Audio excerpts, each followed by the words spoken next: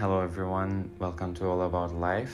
So যেটা আজকে আমরা আলোচনা করব সেটা হলো যে আমরা যখন ছোট থাকি তখন আমরা হাঁটা শেখার সময় অনেকবার হোঁচট খেয়ে পড়ে যাই, এবং হোঁচট খেয়ে পড়ে যাওয়ার পরে আমরা যখন একবার হাঁটা শিখে যাই তখন আর আমরা কোনো বাধার সম্মুখীন হই না, আমরা প্রপারলি হাঁটতে পারি।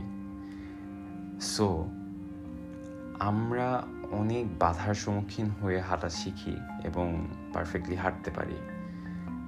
সেমভাবে আমাদের লাইফ অনেক বাধা আসবে।